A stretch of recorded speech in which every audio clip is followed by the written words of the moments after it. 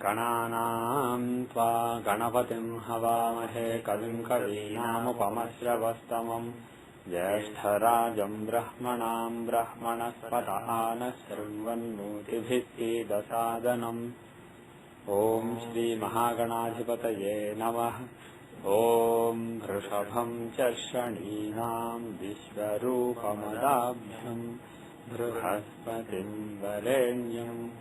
ॐ तद्विष्णोः परमं पदं सदा पश्यन्ति सूरयः दिवि वचक्षुराततम्। ॐ सर्वमङ्गलमाङ्गल्ये शिवे सर्वार्थसाधिके शरण्ये त्र्यम्बके गौरी नारायणि नमोऽस्तुते। ॐ श्लीं ह्रीं ज्योतिर्ब्राह्माय नमः। Can everyone say Hare Ramakrishna 3 times? Om Hare Ramakrishna Hare Ramakrishna Hare Ramakrishna. Om Pam Parasharaya Namah. Om Pam Parasharaya Namah. Om Pam Parasharaya Namah. Om Pam Parasharaya Namah.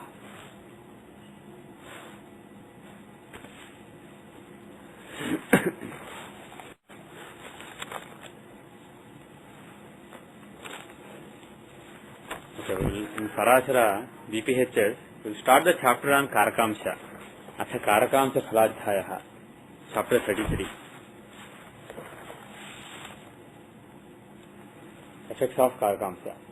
Atha ham sampravakhyami Karakamsha phalam dvija Meshadirashige swamshe yatha vad brahma bhashitam. Atha ham sampravakhyami. Thus I am speaking Karakamsha phalam dvija.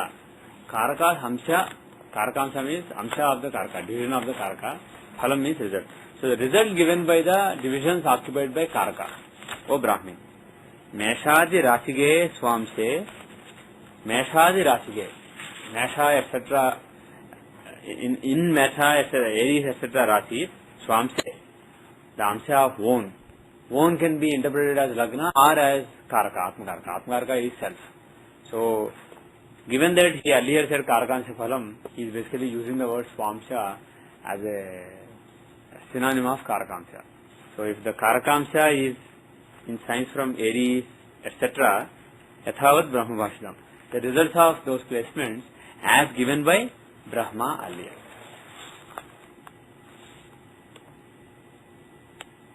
So this is like Atma Karakasa, Bhakta Karakasa. He doesn't specifically say, but actually in the next verse he will say specifically Atmaraka. When he doesn't say which Karaka Samsha he is talking about, we assume that is Atmaraka. Moreover, he said Swa Amsha, own. He didn't say like Amacha Amsha, Amacha or Bhatru or Matru. He just said Swa Amsha. So he is talking about the Atmaraka.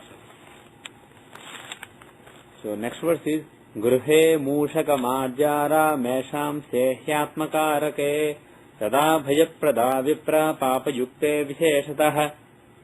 Gruhe Mushaka Madhyara means in the house, Mushaka Madhyara. Mushaka means rats, Madhyara means cats. There will be cats and rats in the house. Basically a lot of animals. Mesham Sehyatmakarake. If Atmakaraka is in Aries. Aries Hamsha. Atmakaraka is in Aries Hamsha. Sada Bhayaprada Vipra Papa Yukte Visheshatah. Sada Bhayaprada Vipra. There will be a lot of fear. The person's life goes on under slightly fearsome and not really comfortable circumstances. Papa Yukte Visheshatah. If there is a malefic planet along with him, then it is particularly so. Vrusham Chakagate Swasmin Sukhadaste Chatushpadah Mithunam Chakate Tasmin Kanvyadi Sambhavaha. Okay. Vrusham Chakagate Swasmin means if the Atmakaraka, if the one who shows self is in Vrusham Chakagata. Vrusham Chaka means in the Taurus Hamsha. By the way, I just want to say one word, just for recording I want to say it. Earlier he used Mesha Amsha. Here he used the word Vrusha Amsya Ka. The word Ka has been used. And there is an opinion in some Jyotish schools, especially SJC, as Sanjayji taught, that Ka changes the meaning. It is different. Lagna for example, is Lagna Samsya. The Lagna occupied in a divisional chart. Lagna Ka means you take that and transpose it in the Rashi chart and then use that in the Rashi chart, then it's Lagna Ka. Like that, Sanjayji said Amsya means division, Amsaka means take the planet or Lagna in the division and put it back in the Rashi chart. But the thing is, in Sanskrit, Ka basically means nothing. It's just a sweet nothing. So, if there is a suffix of Ka at the end of anything, it just means the little one, the one, like that. It doesn't really, it may not add anything significant in terms of astrological meaning. As a matter of fact, here, in one verse he said Meshamse, in the other verse he said Vrishamse Kagate. Immediately next one he says Mithnamse Gate, not Mithnamse Ka. So some he says Amsaka, some he says Amsya, and he is obviously, this is one stream. So he is not suddenly saying, and in any case, when you take a planet in the divisional chart, when you place that back in the Rashi chart, if you are just talking about the sign, doesn't matter. So there is no need to say Ka, if Ka has a particular meaning. So this actually, this is a, not really a proof, but this should tell you that Ka really doesn't mean anything, even in other contexts. And in my judgment, Amsaka means nothing. Karakamsaka, Lagnamsaka means Karakamsaka, Lagnamsaka, nothing. Ka has no meaning. Not even the Lord of that. Not even the Lord of particular. Ka never means the Lord of the sign. Ga means one who has gone into that sign. So if we say, let's say, Lagnamsaka, that means one who is occupying the Lagna Samsya. Wherever Lagna is in the Amsya, somebody occupying the sign. So Ga means somebody who has gone into, but Ka is, it is basically devoid of any significant meaning. It's just a Ka means possessing. Pardon me? Like Hindi, the Ka or maybe. Yeah. This is different. This is not that Ka. Okay. For example, you say Bala, Balaka, right? Bala means boy. Balaha. The Sanskrit word Balaha means boy. Now, Balakaha means again boy. It's not that Balaka is some different kind of boy. No, Balaka and Bala are both words for the same thing. Similarly, Kanya and Kanyaka. Ka for Strilinga, feminine gender, and Kaha for Pumlinga. Or Kam for Napumsalinga. So you can just add those to several words without really adding any significant thing to the meaning. It's just so. Anyway, so coming back to the verse, Vrushamsika Gate Swasmin. If the Atmakarka is in the Sarasamsya, Sukhadapte Chadushpadaha means four-legged ones, animals. Sukhadaha, they give happiness. So it's not like your house is infected with all these cats, rats, etc., and you are uncomfortable, but you are happy animals. Maybe you have some horses, some cows in your house, and you enjoy having them. Mithanamsakate tasmin. Bottom line is Aries is a male fixed sign owned by Mars, so fear, etc. And Taurus is a benefic sign owned by Venus, so there is happiness, comfort, etc. So we'll figure out if that is true as we go further, but so far it looks like he's suggesting the nature of the sign where Atmakarka is plays a role in deciding what kind of life he has. For me? Okay, he talked about Amsha. He didn't specifically say Navamsha so far. He only said Amsha. So it could be Navamsha. People normally take as Navamsha. But it could be another Amsha also. Parashara never said if I don't say any Amsha it means Navamsha. He never really made that clear. So, moreover, he made clear which Amsha is seen for what matter. If you want to see Bhagya, one Amsha. If you want to see Sukha, one Amsha. If you want to see career, one Amsha. If you want to see spirituality, Upasana, one Amsha. He specifically mentioned which Amsha. So, later if he says so-and-so combination in the Amsha, then he will be very learned. It has to be Chaturvimsha Amsha. If he talked about Amsha. If he talked about Rashi, then that's fine. There is only one Rashi. But Amsha, there are several Amshas. So, the only guideline he gave is based on the matters being judged. Which Amsha refers to which Amsha he specified. So here, He's, for example, talking about the sukha. So which amsa shows sukha? I mean, if you strictly go by his instructions, Shodashamsa. Not really Navamsa. Navamsa is marital life. Unless you are seeing the chart of a cow or a bull and then seeing, then basically marital Navamsa can show happiness from other animals, other four-legged animals. But if you are talking about a human being and you are talking about animals and happiness from animals, it's not necessarily Navamsa. Navamsa is not about animals, it's about properties. As animals that you own, like horses and cows, are a property, it may be seen from Chaturthamsa. Or, in general happiness from vehicles and in general happiness. Sukha sukasya vijnanam vahananam tathaivacha. That is from Shodashamsa. So, taking the Chatushpadas, the four-legged animals, as vehicles, or in general treating this as happiness and sadness matter, you can use Shodashamsa. It is not clear. This is why I said several times. There is a lot more research needed in the matter of interpreting Parashara. What we know is the tip of the iceberg. We just know a few little things. And the problem is, people are engaged in unnecessary bitterness. For example, K.N. Rao and Sanjay Rath, both are great astrologers, but they have their own view that one person says, you take Atmakarka and Navamsa, place him in the Rasi chart, and then see the chart with respect to him. Suppose my Atmakarka is Moon. So Moon is in Gemini in my Navamsa. So my Karkamsa would become Gemini. So in K.N. Rao's opinion, you take Gemini as reference in my Rasi chart, and then you see. I mean, here he is only talking about the Rasi occupied by Karakamsa. But later he will say from Karakamsa, houses, etc. So to interpret those, some people, K.N. Rao does like that. And Pandit Sanjay Rath, he basically says, no, you use Navamsa only. And then he is adamant that you take Moon, in my case, for example, Gemini as reference in the Navamsa and judge it. The bottom line is, if you look at the kind of readings Parashara gave, neither of them may actually be right. Both of them think I am right, but the thing is, nobody really understands Parashara today. But what people understand is a small percentage of what Parashara spoke. And luckily we have a few simple techniques like general divisional chart, taking Lagna as reference, and then Vinchotri Dasha, Siddhi Pravesh. There are a few techniques, so we are making some predictions. But if astrology were to regain its last prabha, the last luster from the old days, we have to actually understand what Parashara is talking about. He took the trouble of teaching always before the beginning of Kali Yuga because he thought this knowledge would be useful in this age. But in my opinion, it has already lost. 95% of this knowledge has already lost relevance. People are focusing on the irrelevant. They are actually not focusing on what really matters. So anyway, coming back to this verse, my opinion is this verse should be interpreted either in the Shodashamsa or in the Chaturthamsa, not really in the Navamsa. One question. Yes. So is there no relevance of the Atmakarka in D1?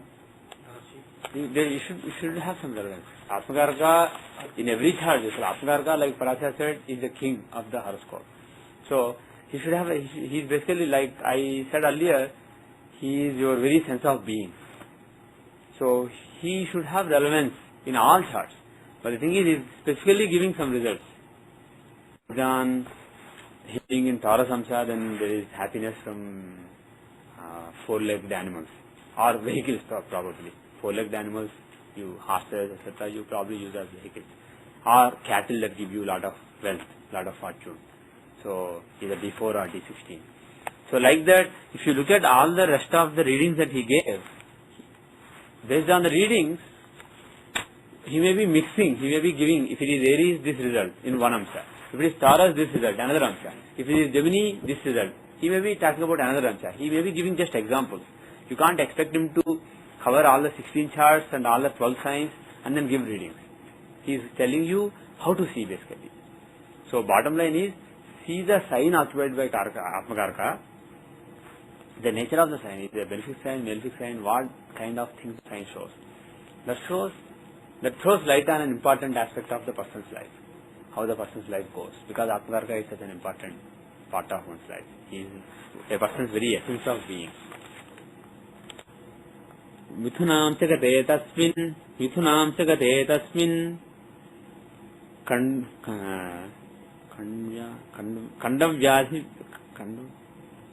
खण्डवादि व्यासमः Kandu etc. व्यासम. So basically some charma rogas, some skin diseases are possible if he is in the Mithunamsha. So why Mithunamsha? Mithuna is shown by Mithri. Mithri is for skin etc. So bottom line is, don't say just because he is in Mithuna, don't say that the person will have skin diseases. May not be. Mithuna shows so many things. He may be a great communicator. There will be so many qualities. But one possibility that Parasara mentioned, so that you can expand further on this, is there is a possibility of skin diseases. Which Amsha he is probably referring to here? What is your guess? Navamsha? Does Navamsha show diseases? Probably not. If Navamsha, Atmakarka is in Mithuna, Mithuna shows diplomatic, being nice with everybody. So probably shows somebody who deals in marital life as well as in relations with other people, somebody who is very knowledgeable and who is very talkative, who can talk to all people, different kinds of people, and have a good relationship. That's probably what Atmakarka being in Mithunamsha, in Navamsha shows. He's probably talking about, could be Rashi, but Rashi is body, but probably D30. Parasara never mentioned D6, so let's ignore D6 for now. Trimshamsha, he said, shows all the punishments, evil, suffering, etc.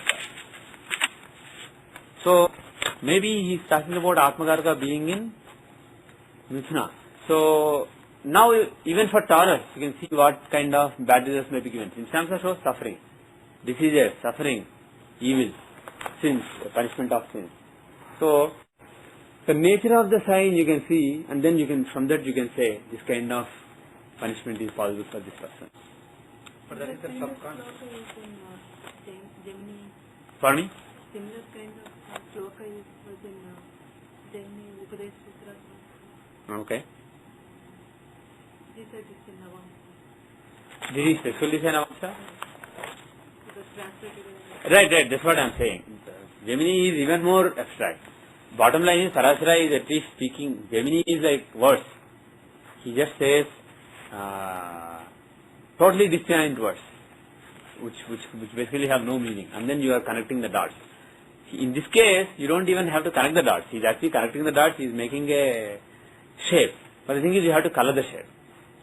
So it's a smaller challenge, but still it's a challenge. But if you actually approach it logically, in the beginning he defined Amshas. He said there are 16 Amshas. And he said, this Amsha is for marriage, this Amsha is for diseases, suffering, this Amsha is for learning, this Amsha is for vehicles, this Amsha is for happiness. Like that he said, which Amsha is what. Later he is saying, if Atmakarka is in Gemini Amsha, this is the result. Taurus Amsha, this is the result. Now based on what kind of result he gave, is the result relating to learning, then the Amsha must be D24. Is the result relating to spiritual progress, it must be D20. Is the Amsha relating to vehicles, it must be D16. Is it relating to career, then it must be D10. It is as simple as that. When he doesn't say which Amsha, there is no need to assume it's Navamsha. There is absolutely no need. This is just because people were lazy or did not have enough time or enough resources to make all the Amsha charts, people started making only Rashi and Navamsha, maybe a few hundred years back, or maybe a couple of thousand years back. People started making only Rashi and Navamsha. And once they started doing it, all rules basically started to be interpreted to mean Navamsha by Amsha. And then suddenly Amsha became Navamsha by default. If you don't say anything specific, unless you specifically said षोडशांशा, it is Navamsha. That is an illogical assumption. If you read this book as such, by divorcing all the cultural connotations and connotations that came in the last few hundred years, if you read this book fresh, that is not the meaning that you will arrive at. But the bottom line is, see, you can have good intuition. Using intuition, you can come up with ideas, and then you can be a good scholar. You can theorize. You can read a book, and you can basically interpret it logically and say this is what Parasara is probably saying. But at the end of the day, a book that has been compiled by somebody in the last 100 years may have errors, and your intuition may have errors. So the thing is, none of this is 100% reliable. At the end of the day, the only thing you can rely on is practical research. What you really need is, for the few of you may not be able to do a lot of research, but the thing is, people who are listening to this now or people who will listen to this 10 years from now, they can, if they are motivated to do research, we can have a renaissance in Jyotish. What we really need is, take examples, have intelligent hypothesis, not just what people do is something has been taught by people in books. They just accept it as is. They don't question, and then they somehow convince themselves that it's working, even though it's not working. And then people remain in the darkness, and then it continues. What we really need is people to question things, take a fresh look, and then think logically, form good hypotheses, and then test it on examples. Now take a few examples of people who had skin diseases. See, is Gemini in the D30 having a role? Is Atmakarka there, or Atmakarka aspected by Mercury, or some planet in Mithuna aspecting Atmakarka? Like that. Is there some link between Mithuna and Atmakarka in D30? Similarly, in D16, is there a link between Atmakarka and Taurus? So like that, basically you can understand what it means without making assumptions based on what other people are thinking. You can think for yourself without any assumptions, see what it could mean, and then you have to be a little flexible. Maybe Atmakarka in Taurus is not the only thing. Atmakarka in Taurus, or some planet in Taurus are aspecting Atmakarka. So generalize it a little bit, make it a little bit flexible, and construct a rule, and then test the rule on several examples. So then at the end of it, if you don't find something useful, reject it. There's absolutely no hurry to come up with theories or come up with some hi-fi knowledge. There's no need. If it is correct, let's basically spread it. If it is incorrect, we don't have, we gain nothing by spreading more confusion. There is enough confusion in the world, Jyotish world. So anyway, so that is basically the need of the hour.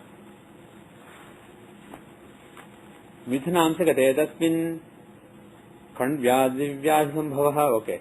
So skin diseases is in Mithuna. The next, Karkamse jaladbhitihi simhamse swapadadbhayam. Karkamse cha jaladbhitihi. Pardon me? Yes, I'm interested. Yeah. Karkamse cha jaladbhitihi. What does it mean? Fear from water. Yeah. Fear from water. There is a danger from water. Some kind of ganda from water. Maybe the person can drown in water, can be dead in water. Some kind of jalgandam is possible if Atmakarka is in Karkamsa, in Canceramsa. Bhiti means just fear only. Bhiti means danger from. You can say either fear or danger from. Simhamse swapadadbhayam. If it is Simhamsa, then danger from wild animals like lions and tigers. Basically, nature of the how do you do Nature of the sign. Based on the nature of the sign, there is either problems or blessings relating to what is shown by that sign. Okay? Now, the next one. Kandu thaulyam cha kanjam se, kandu thaulyam cha kanjam se, tatha vahnikanad bhayam, tatha vahnikanad bhayam. Okay. Kanduhu means having skin problems. Thaulyam cha means fat. Fat is basically having lot of earthy element in the body. And Kanya is owned by Mercury. It is a Gemini is also owned by Mercury, right?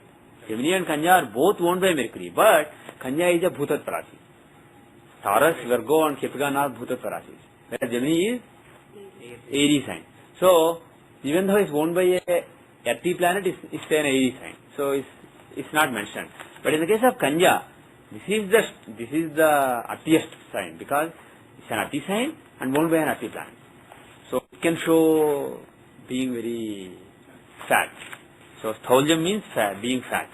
And Kandu, why skin problems? Again, Mercury shows skin. So some problems relating to skin and also some problems relating to fatness are possible. Kanyamse. If the Atmakarka is in Kanya Amsa, in the Virgo Amsa. Tatha vahnikanad bhayam, and also fear from fire. There is a fire from fear. There is a fear from fire. Why fear from fire?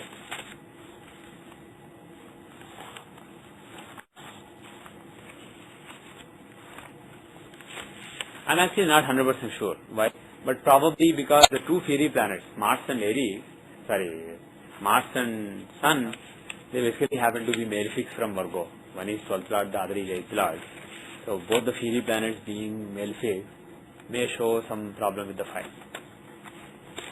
So here he is referring to natal, right, Rashi. Physical level is talking about to Yes, maybe.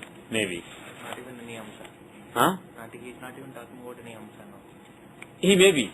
Because he is still talking about, see, being fat is not necessarily, it is a physical thing, but it is also a problem in your constitution because of some sin that you have done before. So, whether it's skin problem or being fat, it could be seen in some of the divisional charts, for example, Trimshamsa or Shashtamsa. Because he specifically said Amsa, he may not be talking about Rashi. All these may be different Amsas. Then the next one is Tulam Secha Vanigjato Vastradi Nirmito Vastradi must be Vastradi Nirmito Patuhu Vastradi Nirmito. Yeah, there is some error here, but we get the concept. There is a grammatical mistake. There is some small errors, but we understand it. Tulam Secha Vanigjato. In the Amsa Tula, who's born? A Vanik. A businessman is born. So he's saying Atmakarka in Tula shows business. Huh? Venus was Yeah, Venus and also is the 7th house of natural zodiac. Libra. 7th house is the house of business. Right. Libra is balancing. It's weighing. So, and diplomacy. So that being the natural zodiac 7th house, it shows business. Tula is the most important sign for business. Now he is talking about business. That is a person's profession.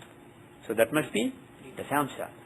D10. In D10, if Atmakarka is in Tula, then it is result, in my opinion. Again, this is open for debate and open for verification. But the thing is, looking at this logically, looking at this book logically, that is the only thing I can come up with. Vastradi Nirmitau Patuhu. Vastradi, let's say Vastradi Nirmane Patuhu. Vastradi, okay, whatever. I won't attempt to correct it, but there is an error. There is a grammatical error. It basically means in creation, in building clothes, etc.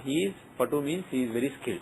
So somebody is skilled in creating things, especially clothes, that kind of things. In other words, articles of use, articles of luxury, aesthetic articles like jewelry, clothes, etc. Somebody who is in decoration, somebody who is skillful in decorating things and creating decorative things. Because that is again shown by Venus and Libra. Okay?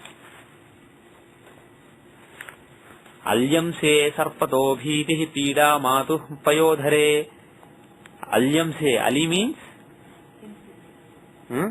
Insect, yeah. So that is basically scorpion.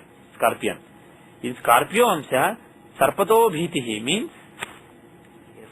Fear from snakes, danger from snakes. Huh? Danger Danger from snakes. from snakes. Pida, sarpato bhitihi, danger from snakes. Pida matu payodhare. Pida matu payodhare. Pida means trouble. From matu means mother. Payodhare means, payas means milk, dhara means wearing. So wearing milk means breast basically. Problem from mother's breast. So what does that mean? So basically in young age, not being nourished properly. That is what it means. Because in a young age, very young age, the natural food, the recommended food for infants is mother's milk. So problem from mother's breast means he is not fed properly when the person is young. So so basically at a very young age, infancy, problem with nourishment. That is shown by Scorpio. And also Alyam shows, and also snakes, problem from snakes. And snake is a very generic term. It may not be just snake. It may be snakes, insects, scorpions, and that kind of things basically. So anything that is shown by Scorpio. So from those there is a problem. The next one is dhanuramse kramaduchat patanam vahanadapi. The mother's milk, because of age, is Scorpio, 8th house is Cancer, the natural. Okay. Scorpio is the natural 8th house of the zodiac. So, From Scorpio, yeah. now I'm trying to figure out why this is divide of like mother's milk divide of. One thing is the karka of mother moon is debilitated there. Basically, mother is not it is a sign where mother is not really happy. So that's controlling his life. If Atmakarka is there, that controls his life in that area of life as shown by that divisional chart. So, if mother is not really, basically there is some problem with the mother. So, not being fed properly at a young age is one possibility. The other possibility simply may be not having amicable relations with mother. That is also a possibility. Right? If you generalize it. Okay. The next one. Dhanuramse kramaduchat. Dhanuranse kramaduchat patanam vahanadapi. Dhanuranse kramaduchat patanam vahanadapi. In the Sagittarius Amsha, kramat uchat patanam vahanadapi. So, there is a danger of falling from height or from a vehicle. Falling from a vehicle. Basically, some kind of fall. And Sagittarius is supposed to show fall. So, if Atmakarka is in Sagittarius, there is a chance of either fall from height or fall from a vehicle.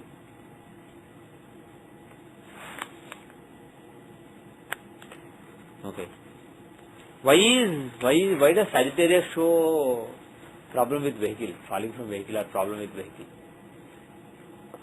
Basically accident. Why does it show accident? Yeah. From the 4th house of natural zodiac Cancer, this is the 6th house of accident. Moreover, the karaka for 4th house, vehicles, who is he? Venus. And Jupiter is enemy of it. So this is owned by the enemy of the significator of vehicles. And in the natural sign of zodiac, this is the 6th house of accidents from 4th house. So Sagittarius it signifies basically just as a sign, but you have to pay attention. It could be the 4th house in a chart or 9th house in a chart, then nothing will happen. So this Jupiter could be your Atmakarka. Yeah. So you have to, you can't just go by thumb rules, but the thumb rule is Sagittarius can show accidents. So if Atmakarka is in Sagittarius, there is a chance of accident. Now, the next one is Makaramse jalodbhutay jantubhih kecharasthatha shankhamukta pravalajye labho bhavati nischitah. Okay. Makaramse, if the Amsa is Makara, jalodbhutay jantubhih means jalodbhutay jantubhih. What does it mean? Huh? Right. Jala udbhutaihi. Jala means water, udbhutaihi means having come from. So, and jantubhi means animals. So, animals which are from water, like animals which reside in water, like crocodiles, different kinds of fish, seals, this kind of things. Jalodbhutaihi jantubhi khecharasthatha. Khecharaisthatha it should be, not khecharasthatha. Khecharaisthatha means, khecharaih means that live in the sky. So birds basically, either from birds or animals residing in water. From those what? Danger or what? What he's saying is, Shankhamukta pravalajyaihi. Shankhamukta pravalajyaihi. Shankha means conch, mukta means pearls. So basically, pravala means red coral. So Shankhamukta pravalajyaihi. Conches, pearls, corals, etc. Basically all things that come from ocean. Conches come from ocean, pearls and red corals are actually from ocean reefs. So basically either animals or gems having to do with ocean, having to do with water. From them what? Danger or profit? Because he mentioned gems, you probably guessed that it is labha. He said labha, not danger, labha. So there is profit from those. Now, can there also be danger from watery animals? Of course. They can be. Because Capricorn also shows Makara. It also shows crocodile. There can be danger from crocodile, but in a corresponding chart. If D30 has Atmakarka in Makara, maybe danger from watery animal, from crocodile or other watery animals, or fish, etc., or whales, etc. But now he is talking about gains. Maybe he is talking about the chart that shows career, or the chart that shows fortune like D4, or wealth like D2. So suppose somebody has Atmakarka in Makara, let us say in the D4. Good traveling career, moving from one place to Yes, it is also possible. Yes, exactly. So Makara's influence will show gains, provided you are looking at an Amsa that shows gains, that shows all the fortune. So he will gain and have fortune from all these things, by selling gems, by selling animals, watery animals, by selling birds, etc. Bhavati Nischitaha, definitely, happens definitely. So the thing is, the bottom line is, if you look at the cross-section of readings given here, he's talking about mother, things with mother, he's talking about gains, fortune, he's talking about danger, mortal danger, he's talking about career, like businessman. So he's talking about the results which are seen in various amsas based on his previous guidelines. So it makes no sense to think that all these are relating to just one chart, like Navamsa or one particular amsa. That is Ashashtamsa. It doesn't make sense. So he's talking about something else. Okay. Kumbhamse cha tatagadi karako jayate janah. Kumbhamse cha tatagadi karako jayate janah. It is printed tatagadi. It should be tatakadi. Tatakadi karako jayate janah. If it is in Kumbhamsa, Aquarius amsa, then Tatakadi karakaha jayate janaha. Tatakadi karakaha means one who causes, one who makes, one who creates tatakas, etc. What is tataka? Ponds, lakes, big wells, reservoirs. He will basically build things, storage, the store water. So he will have things to do with, he may have a business or work relating to water bodies. Could be a chemist also, right, who will create different chemicals, etc. Different things having to do with water, having to do with liquids, creation of liquids. But Aquarius being a Rahu owned sign, it can show some philosophy or some technology, etc. So instead of just being somebody who's selling pearls, etc., this may be somebody who's creating watery things. Or maybe somebody who creates an amusement park with water theme. So many possibilities are there, but the bottom line is some creation because of Rahu and some water because of Aquarius. Pardon me? Sign, Saturn for construction. Yes, that too. Good logic, very good. Meenam se karake jato mukti bhag visattama. Meenam se karake jato mukti bhag visattama. If the karka is in Meena amsha, in the amsha of Meena, mukti bhag visattama, he gets. Mukti bhag means one in whose bhagya mukti is. So one who is fortunate to get moksha. So if Atmakarka is in Meena, then he gets moksha. Of course, again you have to take with a pinch of salt. Now, which chart will show moksha or some progress towards moksha? Definitely Vimshamsa, because he said that is a chart for spiritual progress. So this must be this particular line. All other lines are other charts, but this specific line is having to do with Vimshamsa. Okay. At the same time, if the Atmakarka is, let's say, in Scorpio Amsa, maybe somebody will do different tantras, etc. If he is in Karkataka, for example, Karkataka is a watery sign, Cancer, emotional sign, maybe he will be into Bhakti Yoga. Like that, basically, depending on where the Atmakarka is in various signs in the D20, the person may have a different attitude relating to spiritual progress. Okay?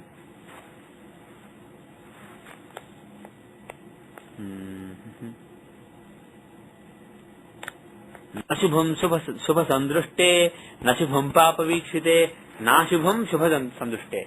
If Shubhagraha is aspecting, if a functional benefit is aspecting, Na Ashubham. There is no inauspicious result. Because he gave so many inauspicious results here. He says, whatever inauspicious I have given, they don't apply. Similarly, na shubham papa vikshite. If a functional malefic is aspecting, he only said aspecting, but it could also be conjoining or aspecting. Then na shubham. All the good results like making a lot of profits from crocodiles, etc., it doesn't happen. The person doesn't make profits. Okay? It may actually be the reverse. It may be making loss.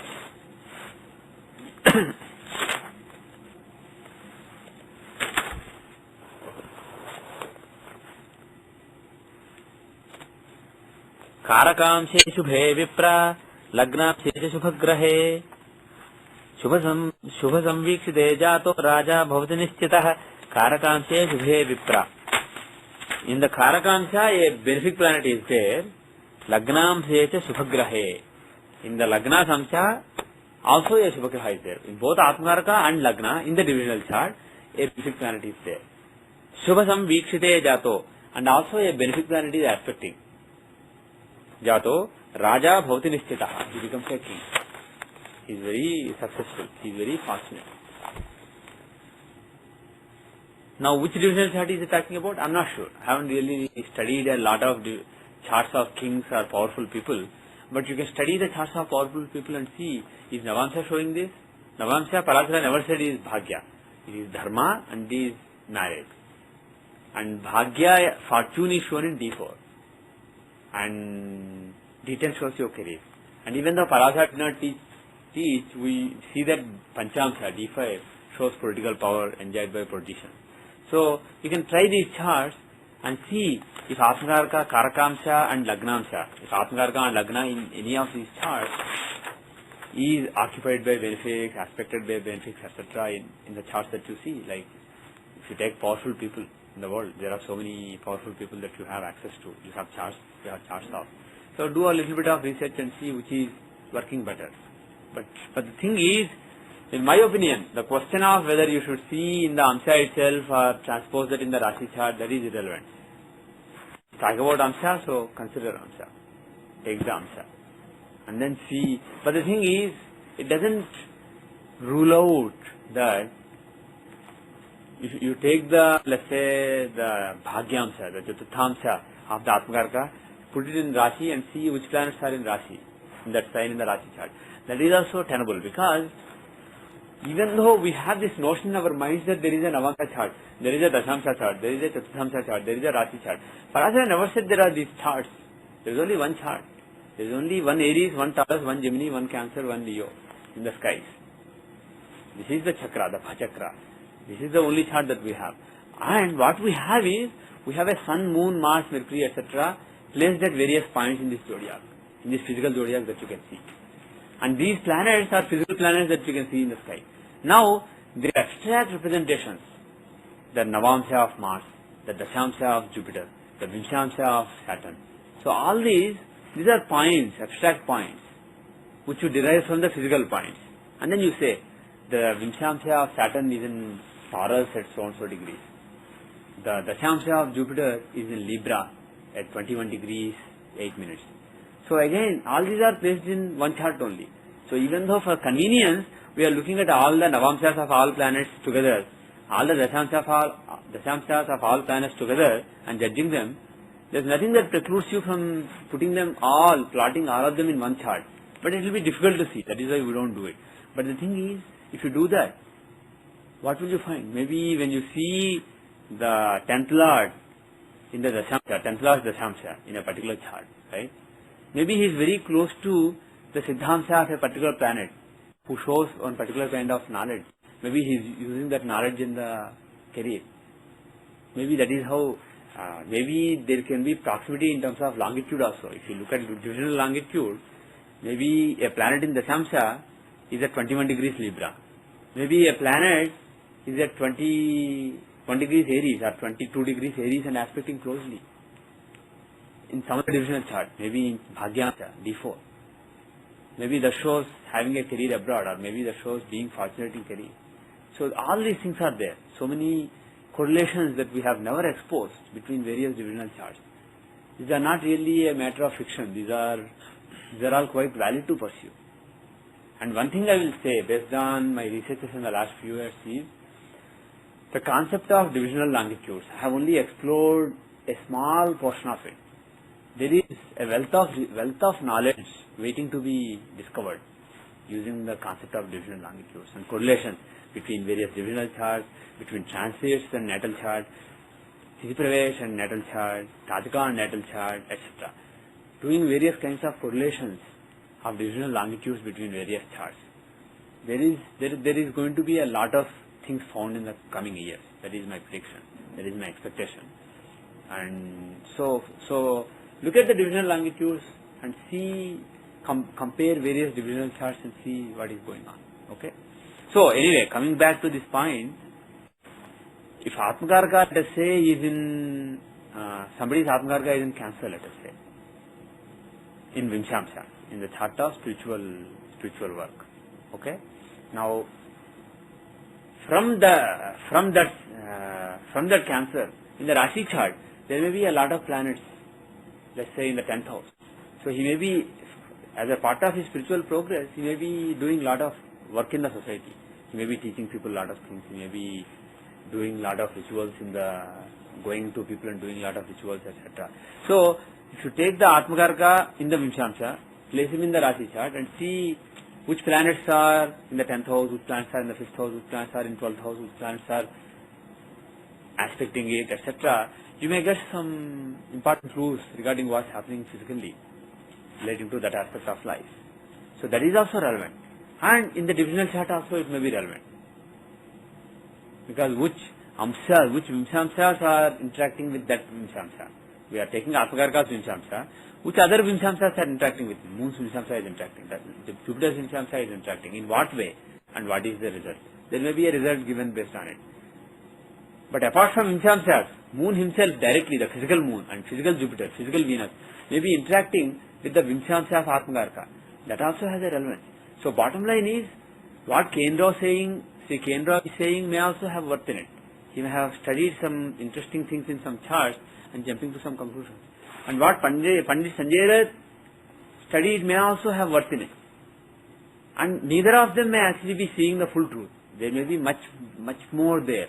Instead of just taking Atmakarka and Navamsha and either taking Navamsha or his placement in Rashi and seeing the chart. Maybe you can do the same thing with Vimshamsha, Dashamsha, Bhagyamsha, Chaturthamsha and so on. Maybe there is a lot of things waiting to be discovered there. Okay? So that is, so I want you guys to actually, not just you guys, because you guys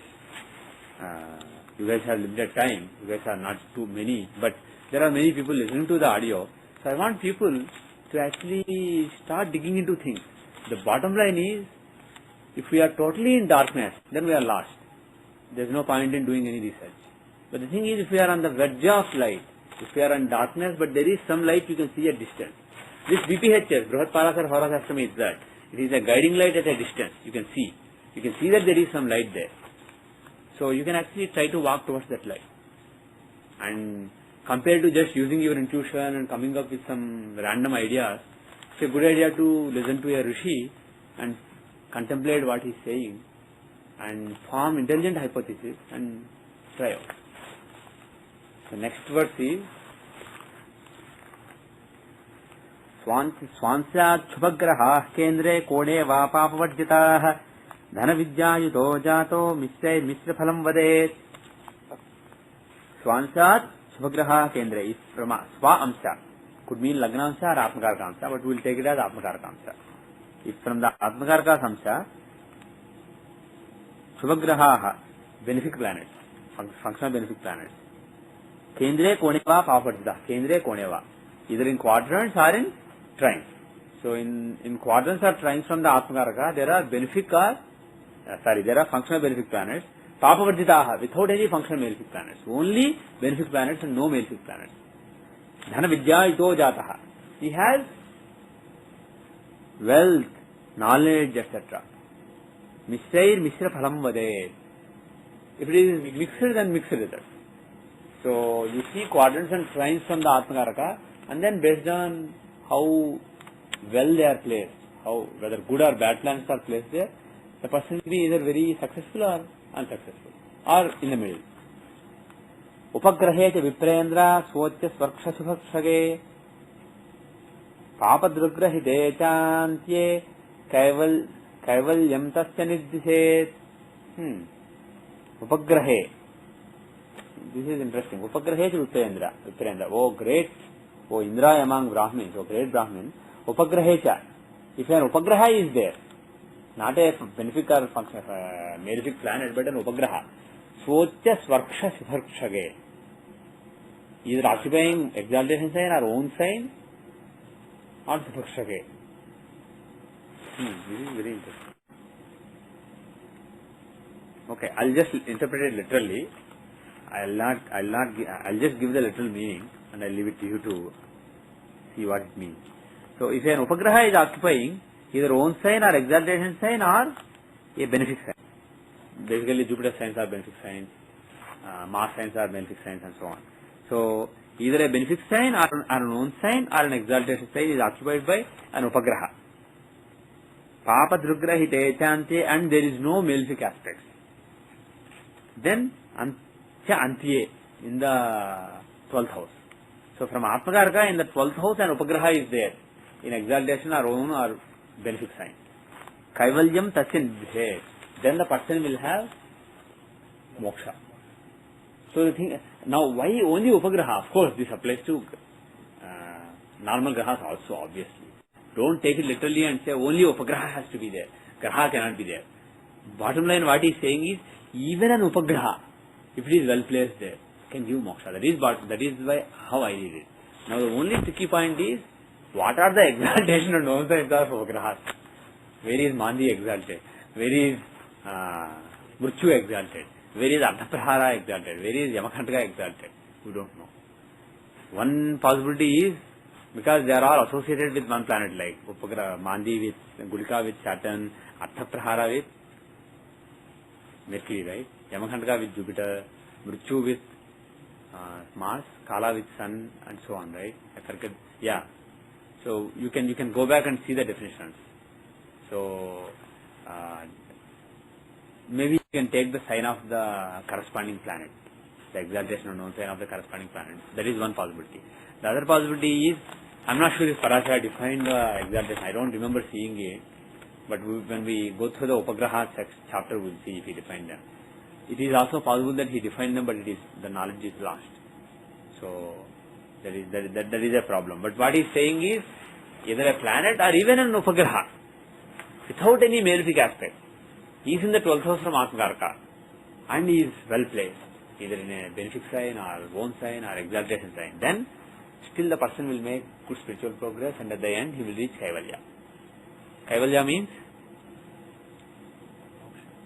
not exactly moksha, but kind of moksha. Kaivalya means it comes from Kevala. It can either mean moksha, or it can mean being part of one devata, or going to one devata and staying with one devata, maybe going to Vaikuntha and stay with Vishnu for the rest of that Vishnu stuff, or maybe go to Shivaloka and stay for the rest of that Shiva stuff with that Shiva, and so on.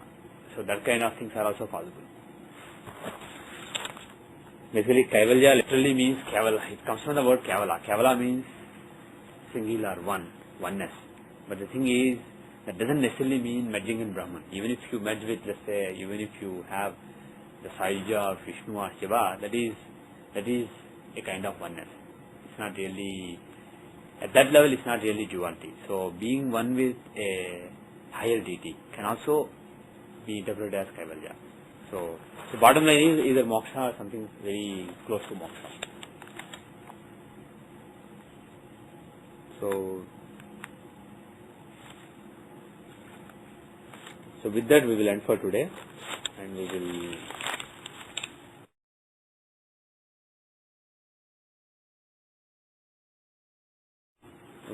we finished up to 11 verses, page 328. So remember that, and we'll start with verse 12 in the next class.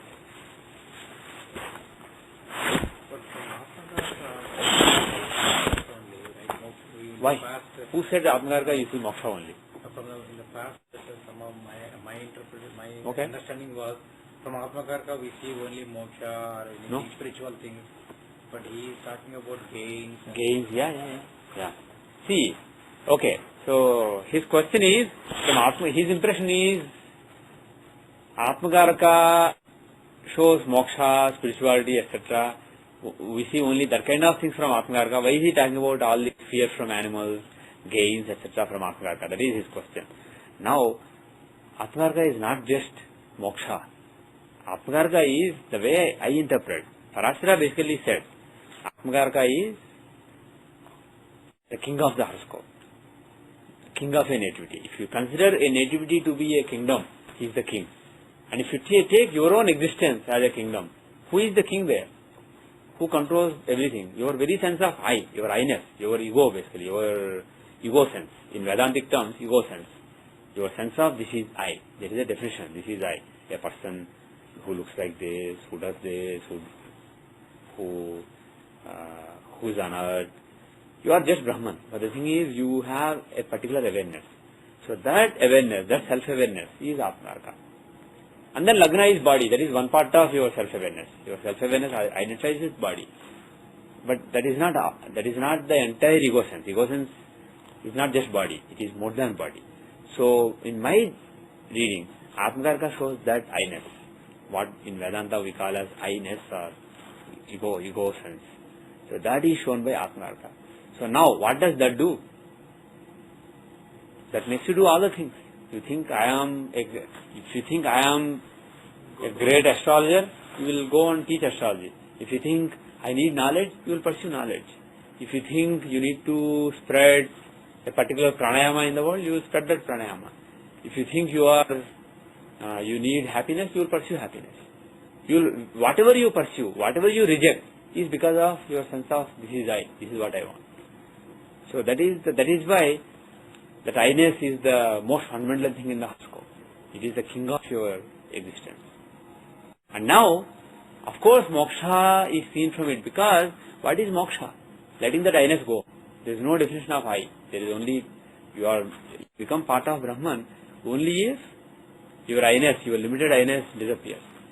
Even not just part of Brahman, part of Atman, but even to reach a higher loka, you have to basically let your limited ideas of who you are go. So from that point of view, the letting go of the I-ness, that is moksha. So that is why 12th house of giving, letting go from Atmakaraka is seen from moksha. But the thing is, 12th house is not the only house you see from Atmakaraka. You can see 5th house, 8th house, 9th house, all the houses, 2nd house. So when you see all those houses, you are looking at various aspects of that I-ness. And the thing is that I-ness, when it is on the verge of being destroyed, when the person is on the verge of moksha, then the 12th from it becomes important. Otherwise, that I-ness will lead you to do various things. It may lead you to a big war where millions of people are killed. You see, even Rajayogas from Atma. That is the other thing. Parashara defined Rajayogas, several Rajayogas, Atmakaraka and Putrakaraka being together or separately in the 1st and 5th house is Maharaj Yoga. And you see that horoscope in material kings, not just, some people may say, oh, that Maharaj Yoga shows a great various sadhus are called Maharaj, right, like Gnaneshwar Maharaj. So somebody may interpret that the Maharaj Yoga is for that kind of Maharaj. Not really. You see kings and presidents and prime ministers having that yoga. So for material things also Atmakaraka is important. When Atmakaraka, the I-ness associates with material things, you get material things. When it associates with God, you get God. It is, Atmakaraka is the one who binds you. Parashara specifically says, Bandhana Moksha Karaka, he says. He is the one, maybe not the right word, but something like that he says. He says, Atmakaraka is the one who binds a person and also who liberates a person. So, it is your sense of this is I which binds you. You think this is I, then you are limited to that idea. If you somehow succeed in letting that notion disappear, then you are everything. Then you are something else. Something that is more joyous. In a particular style, one particular house in Samsara, can we basically derive a positive assumption from that, saying that he might be interested in that part of Samsara? Yes, you can. So if as far as Upasana is concerned. For example, you are thinking along the right lines in my judgment. let's say the 10th house from Atmakarka is very strong. 12th is not particularly strong, but 10th house, let's say, is very strong. 10th is what? The karma that you do. So, as far as, and what is D20? Spiritual, upasana, and how you progress. And people always are under the impression that upasana or spiritual progress only means sitting and meditating. Not necessarily. Anything, any action you do, you can use it to progress. Bottom line is, what is progress? It is disappearance of the I-ness or limiting of the I-ness. So that can happen by serving others. It can happen by doing meditation, by doing homam. It can happen through many things. It can happen through writing Jyotish books. Somebody may be so dedicated to Jyotish. His spiritual guru may have asked him to, for example, K.N. Rao. His guru asked him long back when he did not want to do astrology. His guru asked him, you have to do astrology. So for him, astrology is his worship.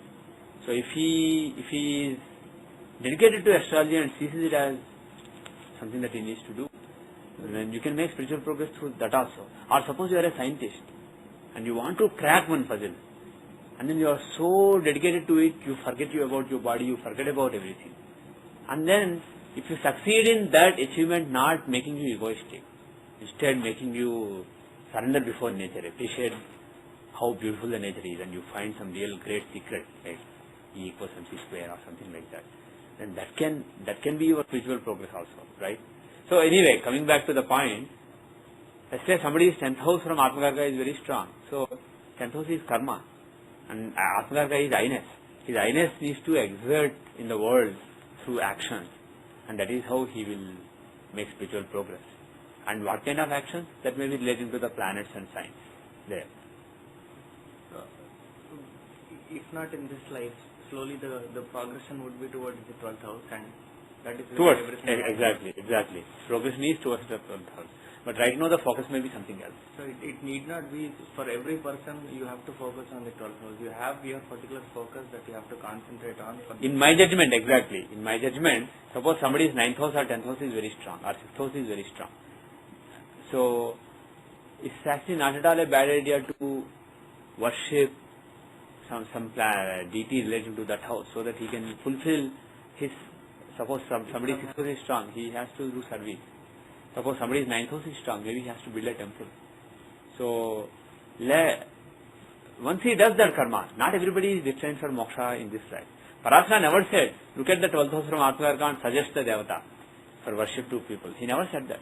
What he said is, if 12th house is strong and Ketu is there with so-and-so planet, then he will get moksha through so-and-so devata. If Sun and Ketu are in 12th from Atmakarka, he will get moksha through Shiva.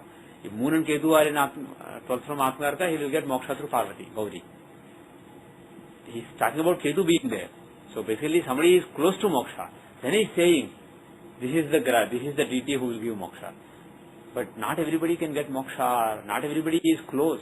If somebody is already in Delhi, you basically tell them, yeah, take so-and-so Sarfarjang street or so-and-so street you take, then you go to Rashtrapati Bhavan. But somebody is not in Delhi, let's say, somebody is in Chennai, don't tell him, take a cab to Saptarjang road or whatever. Tell him, take a flight to Delhi first. So, or somebody is living in a village, then take a train to the nearest big city. So, like that basically. So in my judgment, instead of just focusing on the so-called Ishtadevata, look at the 12th lord from Atmakarka, and then worshipping him and hoping that he will trigger the chain of events. You may actually go with the stronger. Look at which house from Atmakarka is really strong, and then based on that, maybe you can suggest somebody maybe has a strong Mars in the 10th house from Atmakarka. So he has to do a lot of work in the society. Like maybe in his case, there is a big guru who is starting an ashram. All he has to do is maybe do some organizational work with the guru. Maybe he is not meant for moksha this life, but maybe he is meant for a lot of organizational work for his guru's ashram, because 10th house is strong. Or maybe in another person's case, 6th house is strong, let's say. Maybe he is just meant to serve. So just go to some ashram and serve the people there, do the dishes there, mow lawn there, clean the idols. So maybe just serve like that. Or maybe somebody's 7th house is strong. Maybe do the PR for an ashram or for a temple. Maybe deal with people. on behalf of a religious organization or whatever. So like that, there may be, depending on which house is strong, maybe that throws light on what is the path for that I-ness. He has an I-ness. See, the thing is, if the 12th house is strong, that means his I-ness is ready to be dropped. But if 12th house is not strong, his I-ness is not ready to be dropped. The person is egoistic.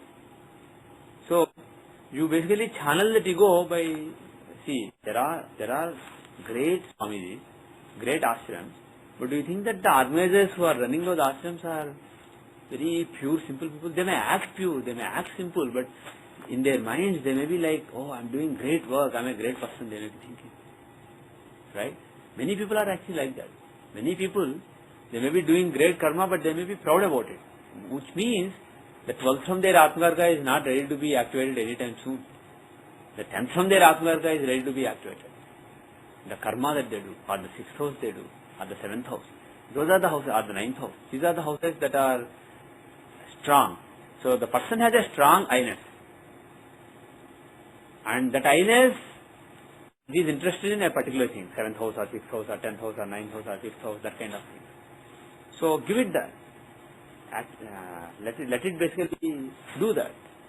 Then the karma, the whatever karma the person, conditioning the person is carrying, by engaging in that activity, it will basically be dissipated. And maybe a few lives later, he will be born a strong 12th house. So your point is a very intelligent point. So instead of habitually looking at the 12th from Atmakarka, it is actually a good idea to look at a strong planet and then give suggestion based on, you know what, maybe you should go and serve your Guru, or maybe you should do this, maybe you should mantra. Let's say 8th house is very strong, just do meditation, more meditation. 5th house is strong. 5th house, what is 5th house? Scholarship. So learn books. For somebody, he needs to read Puranas and say, oh, you know what, for this planet, this Bijakshara, for this Bijakshara. There is so much analysis given in Puranas. But at the end of the day, it doesn't really, all that, like Shankaracharya said, Samprapte sanhite kale nahina rakshate dungrun karne. So, at the end of the day, all that academic knowledge doesn't help you, all the scholastic knowledge doesn't help you. But there are some people who are so interested in that, they have to scholastically, academically study various Puranas, various Shastras, and then say, you know what, when you do so-and-so homam, for so-and-so mantra, when you do Chandi homam, when you do Sarvamangala Mangalya, Shive Sarvat Sarge, Saranye Trambike Gaur, Narayana Namaste, you have to put the turmeric, right? In Telugu we call Pastukomu, right? The turmeric stick, dry turmeric stick. So you have to put that. When you say Gadja Gadja Khanam Moda Madhujavat Pibamyaham, Mayatve, when you do that sloka, because it says Madhujavat Pibamyaham, while I read the Madhu, while I drink the Madhu, the honey. So when you do that, you have to honey as ahuti, not something else. Like that, there are so many things given in Purana, so many things given in Shastras. So when you do this verse, you have to do this particular ahuti. Or you have to, when you do this verse, you have to put this mudra or this mudra. Your fingers, so-and-so fingers should be crossed. So there are so many things like that, right? Shastras have so much knowledge. So somebody is focused on knowledge. But the thing is, by focusing on knowledge, there is this sense that I am doing the right thing, I am smart, I have correct knowledge. These people don't know what they are doing. I am doing the correct knowledge. At the end of the day, that obsession with the knowledge may actually be blocking that person. Maybe the idea of putting the right ahuti or doing the right procedure, there are so many things that bind rituals.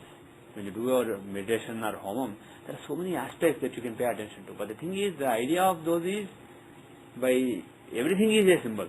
You are focusing on one symbol, so you are eventually cutting off one conditioning in your mind.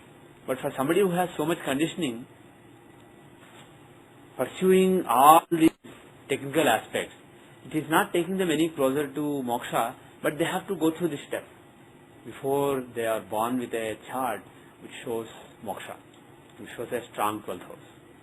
So bottom line is, what I'm saying is, not everybody is cut out for moksha. So don't just look at 12th house from Atmakarka, look at various things. And that's when the Guru comes in. They basically say that not everyone gets the same teaching from the same Guru. Exactly, yeah. If Ramakrishna Paramhansa was there, one person he said, why are you so mild? He abused your Guru. If I were you, I would have killed that person. You should have cut the head, beheaded that person. He abused your Guru. How could you tolerate it?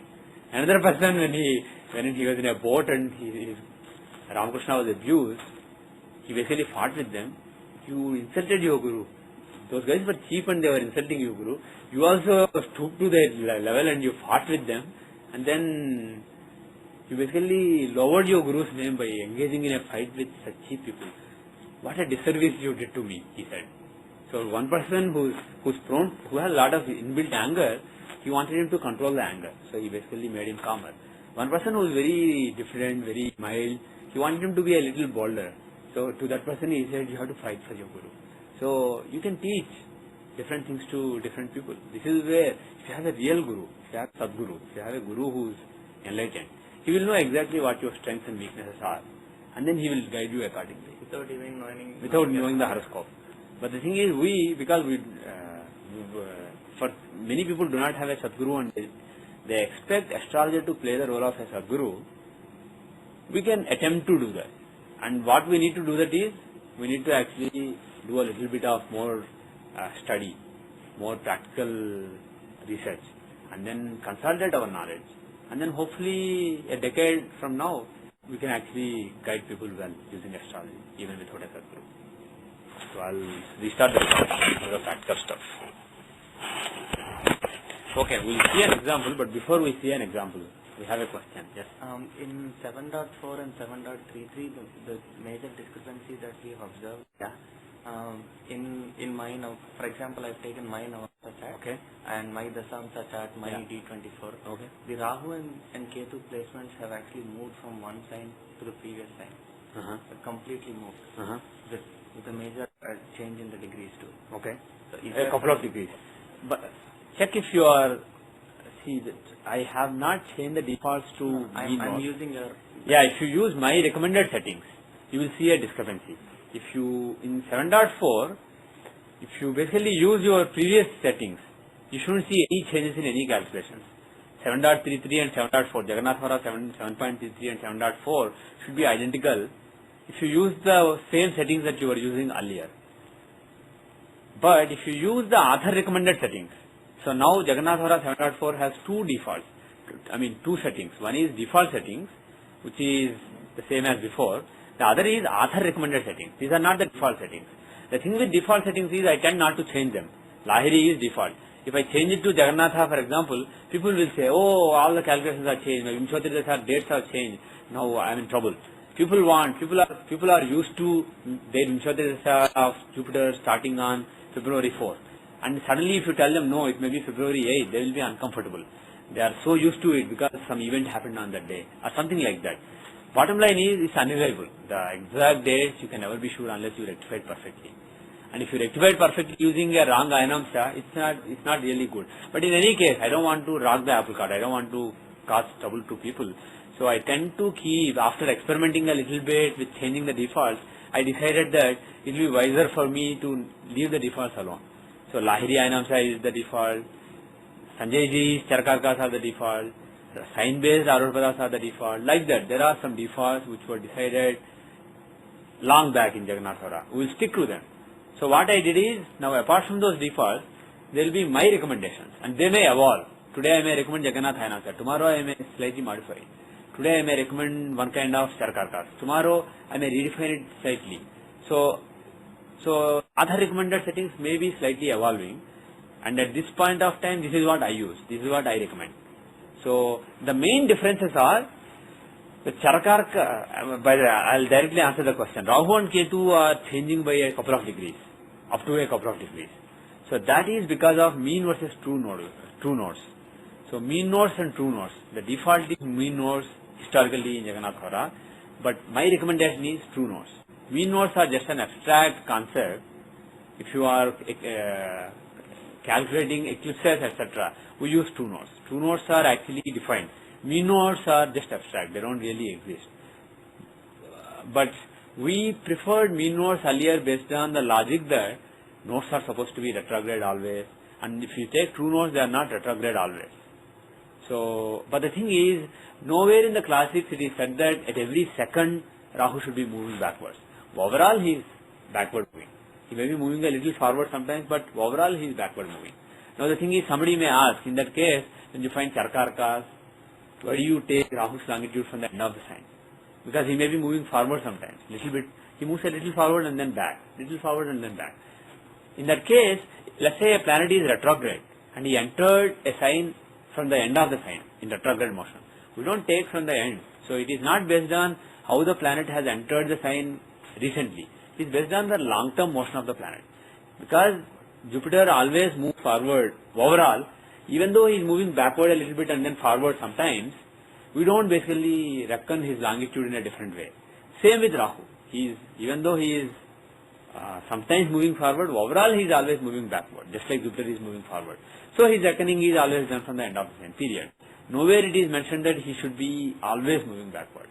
And secondly, the concept of mean nodes is actually an abstract concept, and all the calculations like eclipses, etc., they basically are done using true nodes. Mean nodes have no relevance. So this is the logical aspect. The other aspect is practical. So when I was studying all these fine divisional longitude based principles, because if Rahu's longitude changes by, let us say, Rahu and Ketu's longitude changes by a couple of degrees in Rashi chart, in divisional chart it changes by a lot. Sometimes it may even change the sign in the divisional chart.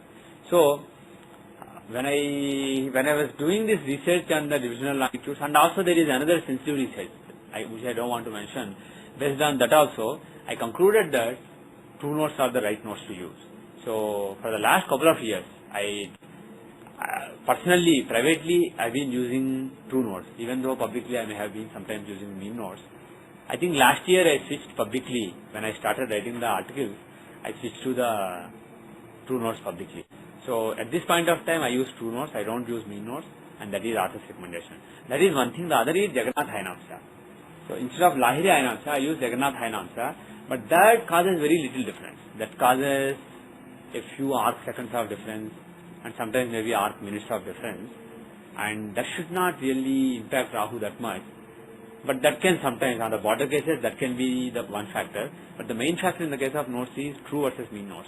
If you want to use my settings, my recommended settings, but just make an exception for nodes, what you should do is go to preferences, related to calculations, and then planet calculation options.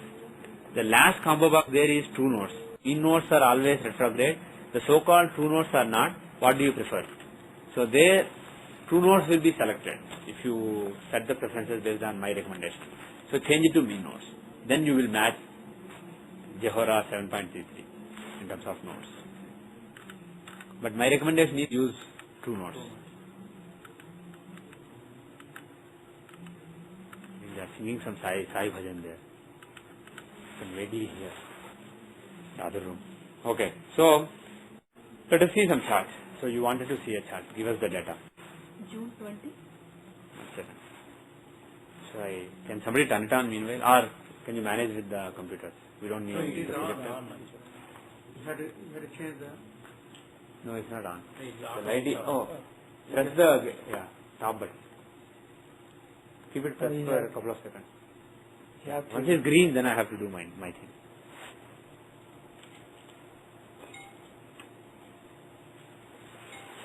Okay.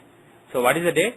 June 20, 1963. June 20, 1963, 10:20 a.m.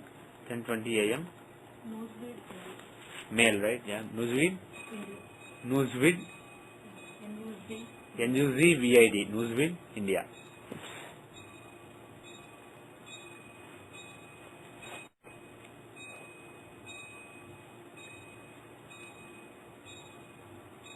Okay. A couple of months ago, he sold his house and he wants to know when he will buy a new house. Okay, one second, let me save it first. How should I save it? Narasimha Reddy.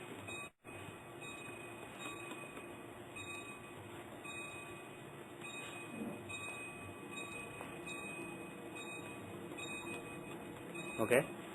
So the data is 1963, July 20, 10:20 a.m. Newsweed, India. NUZVID. 80 degrees 51 minutes east, 16 degrees 47 minutes north. Indian Standard Time, 5 hours 30 minutes of GMT. Amavasya, Ashadha Amavasya birth. There is Amavasya dosha in the chart. Huh? It should be Leo with Mars. It should be Leo with Mars. Is it 10:20 a.m.? Yes, sir. It is Leo. July or June? July or June? June, right? I took June, that's why. Sorry, the month is June. June 20, 1963, 10:20 a.m. Newsweek, India. Indian Standard Time. Okay.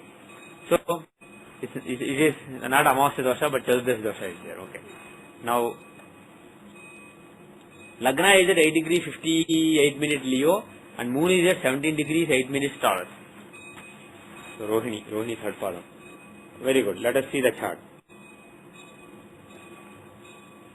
So, the question is, you said he sold house, right? Yes. When?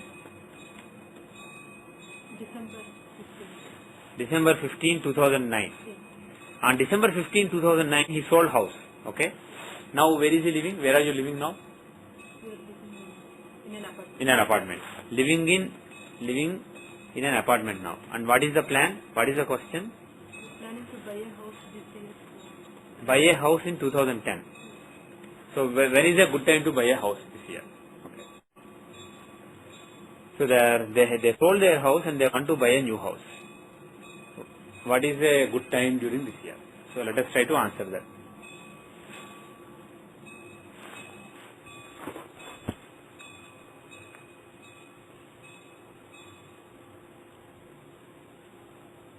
Okay, how do you see house? P4, right? D4 you see house. And now, what dasha is running? What is the applicable dasha in this chart?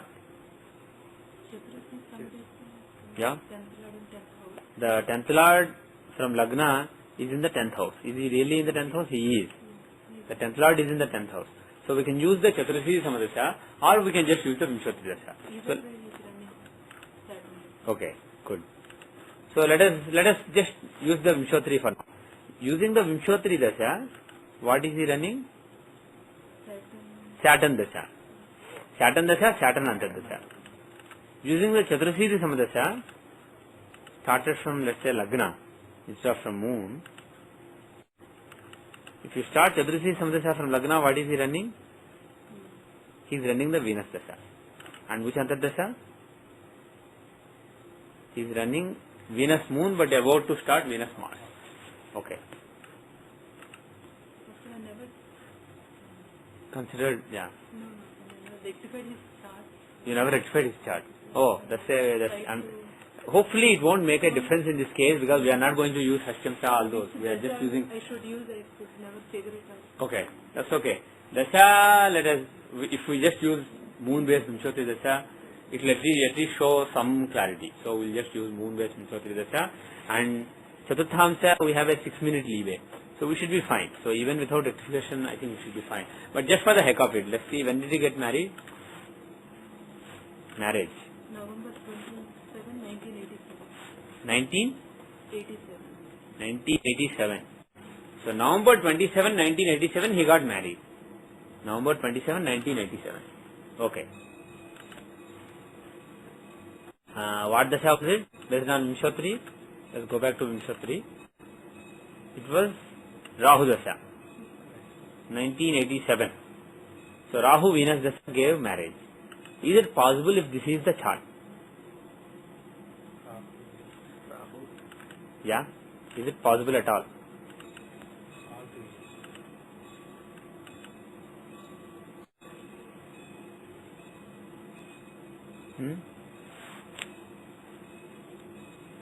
What do you think? Yeah? Rahu is the 9th Lord. And he is the UL Lord. Using UL based on the longitude based things. He is the UL Lord in Navamsa. Right? He is the UL Lord in Navamsa. He is the UL Lord in Navamsa. He is also the 9th Lord. And he has an aspect on the 7th house. He is in Lagna. He is actually in the 12th house. But we can't be 100% sure of it. But he does have an aspect on the 7th house. Right? So, Rahu Dasha, there is a chance of getting married. And why Venus Antardasha?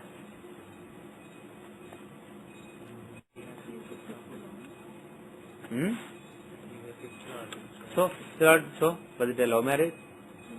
Huh? So, why fifth lord?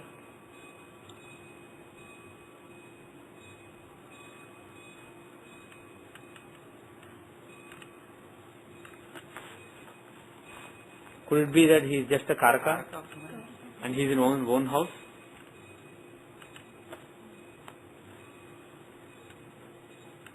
Really in the own Huh? He is in own sign, right? own sign. Yeah. He is actually on the cusp. Yeah. Yeah. Oh, he is in the 11th house, housewise. But again, that is sensitive to the actual time. You change the time a little bit, he will be 11th or 12th. But if you give marriage, is he likely to be in the 11th house or 12th house? He is likely to be in the 11th house. So the longitude of the Lagna is probably after Venus longitude, in Navamsa. So that Venus is in the 11th house. So Venus in one sign in the 11th house. 11th is fructification of desire, through getting fruits in that area of life. So in the 11th house in one sign, he can give marriage. But very close to the bottom. Yeah, he's on the border. So the thing is, had Lagna been a little earlier, he would actually be in the 12th house. So probably not. Lagna is a little later or at that time, but not before. Okay? Now, does the Tithi Pravesh make sense? He got married based on Tithi Pravesh, Tithi Ashtotri Dasha, on November 27, which is Mercury Dasha. If you make the Tithi Pravesh chart, if you make the Tithi Pravesh chart for that year,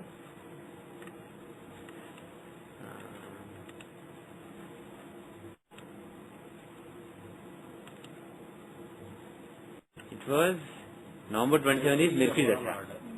Does Mercury show marriage? Assuming that this is right, this chart is right? Yeah. So it doesn't make sense. This is not adding up. Right? Mercury is the 5th and 8th lord in the 3rd house. He is not really showing, I mean, with a little change at the time, he could be instead of 3rd house, he could be in the 2nd house. Either case, 5th and 8th lord in 2nd or 3rd house with the 2nd and 11th lord. What is the rationale for him to give marriage? Very, very unlikely. On the other hand, right, let us say, how much do we need to add? 2 minutes 34 seconds. If we add that time and then make the Tithi Pravesh chart, now Lagna is in. So I basically took 8:33:46. 8 hours 33 minutes. Sorry, this is the Tithi Pravesh. 10:22:35. Instead of what was the time you got? 10:20. 10:20. Instead of 10:20, I changed the time to 10:22:35. Then the Tithi Pravesh chart happens to have Mercury as the Hora Lord. He is the 7th Lord in the Navamsa chart, and he is with Lagna Lord Jupiter. Lagna Lord Jupiter and he are, even though there is distance between them, they are in the same sign. They are both in Aries. So Lagna Lord and 7th Lord are together, and Mercury is in the 2nd house of family. He is the 7th Lord. So there is a clear case for marriage. And he is the Hora Lord. Hora Lord being the 7th Lord, he can give marriage. Makes perfect sense. Right? So, very likely there is a small error in the birth time. But again, like I said, we don't really care. Why don't we care? For me? It doesn't change my Right. 6 minutes. It doesn't change the Chaturthamsa, the natal Chaturthamsa. But it may change Tithi Pravesh chart if we may. So, it's good to do some rectification. So, let us take this time. We have already added 2.5 minutes. So, hopefully there isn't more error. It's already corrected by so many minutes. So, hope that this is right. And let's see the Chaturthamsa. Let's move to the actual question.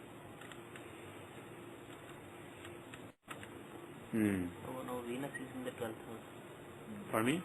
Oh, Venus is in the 12th house and the natal chart Navamsa. Actually, what Dasha is running again? Saturn. So, Saturn Antardasha, house was sold. Does it make sense? Does it make any sense?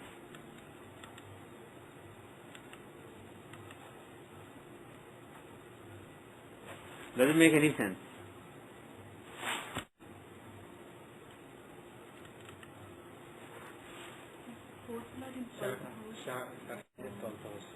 Pardon me? He's the fourth. Fourth lord in 12th house.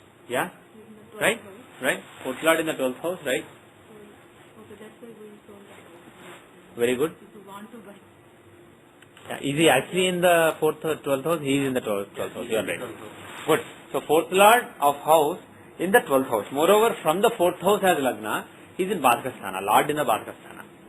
So basically in Saturn Dasha, some instability relating to residency is possible. So in Saturn selling the house is a possibility. Right? Do you agree? Okay. Now let me ask you one more thing. Why money was made? This is not like losing the house. This is like selling the house. Money was made. No, it was a loss. He's in Male. Pardon me? It may be lost, but the thing is, they got money, right?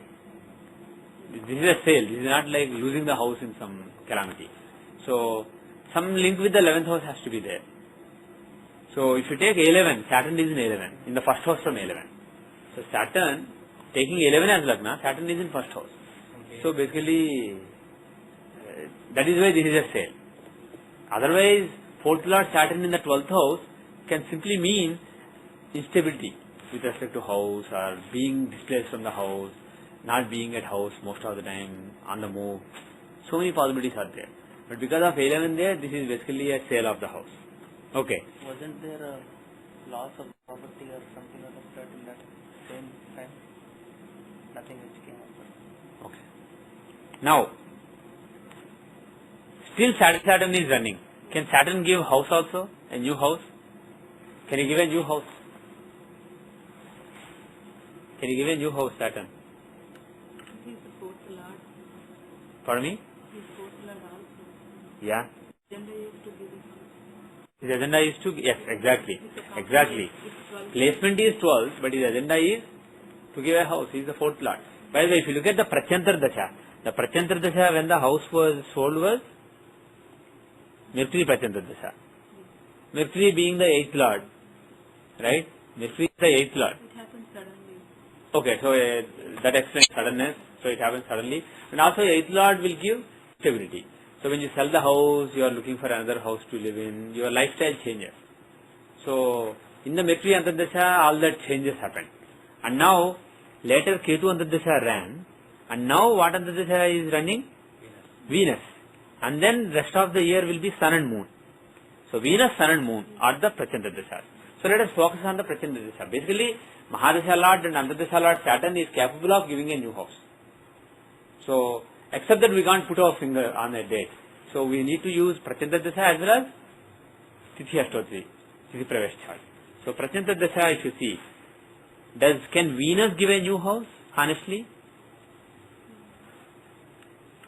Can Venus give a new house? He is the 7th and 12th Lord.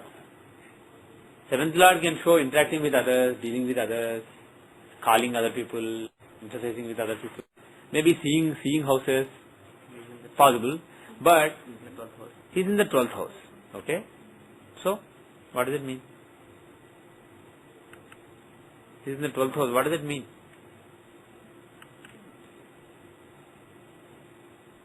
Can 12th house show expenditure, putting money on something? Can 12th house show an investment? He wants A4 also. That's the other thing. So, he is the lord of A4. A4 is the tangible house. He is the lord of A4. And he is in the 12th house. He is the lord of A4 and he is in the 12th house. So, Taking loans. 6,000. Loans means 6,000. Means may not be like stay with. oh, I see. Very good point, yeah. She put a good point out. Her point is, he is also the lord of the 6th house from A4. Taking loan. So, 6th house from A4 can mean taking a loan for the house, for buying a property. A4 is the property house and taking a loan for it. That is a possibility. Now, where is Venus? He is at 2 degrees Scorpio. Okay. Okay. So, which house? And from Lagna, taking from Lagna, he is in the 12th house. And 12th house is losing or investing or giving some money. So unlike earlier, when the planet in question was with 11, here the planet is basically in 12th house. So 12th house can show investment. So there is a chance of buying a house in Venus Prachanta Dasha itself, right? Because of the link with A4 and 12th house. What about Sun? Is there a chance at all of buying a house in Sun, getting a house in Sun under the Sun?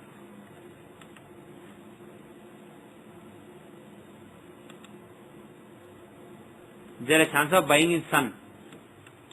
Sun is in the 8th house. Yeah, Sun is in the 8th house or 7th house? Sun is in the 8th house, right? Sun is in the 8th house. Yeah? Sun is in the 8th house. So what do you say?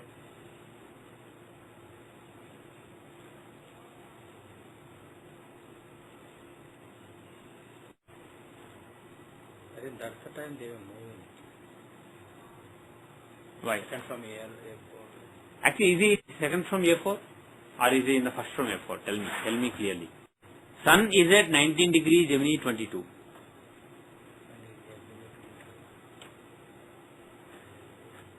If you want, you could do one thing. You could actually open Chaturthamsa here. Can we have, you can't have the package charts. Okay, can all open the Bhava chart and then you can basically say, I want Bhava chart in D4 and take A4 as Lagna. Okay, taking A4 as the reference, in the Chaturthamsa chart, take the Bhavas and make sure that Lagna is in the beginning of the house. Okay. So now, pardon me? He's in Lagna.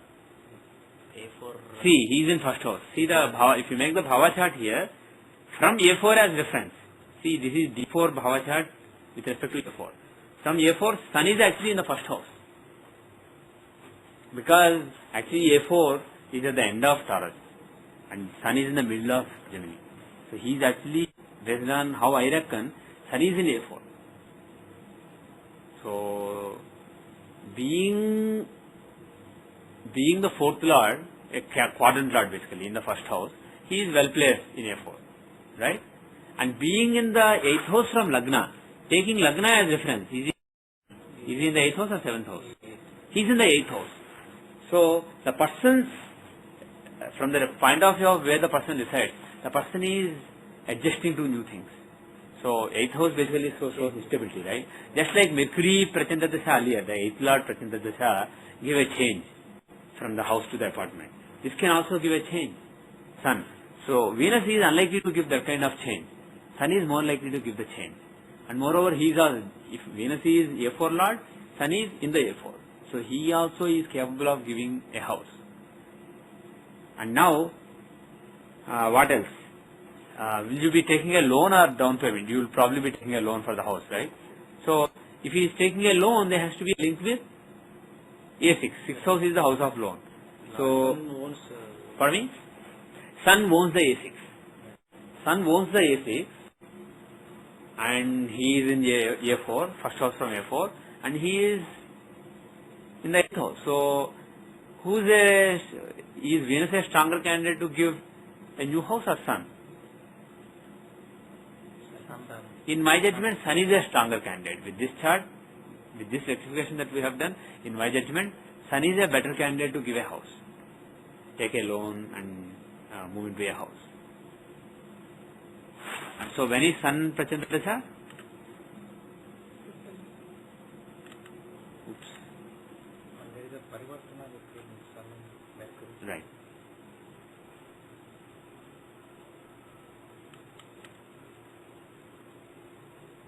So there could be triggered in the Mercury Prachanta Dasha or Sun Prachanta Dasha. Sorry, Mercury Sukshmanta Dasha. We'll just ignore it. We'll just leave here.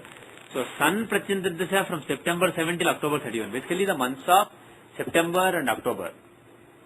There is a good chance. Even before that there is chance, but the maximum chance in my judgment is in that period. Okay. Now let us see the Tithi Pravesh chart. How is the Tithi Pravesh chart?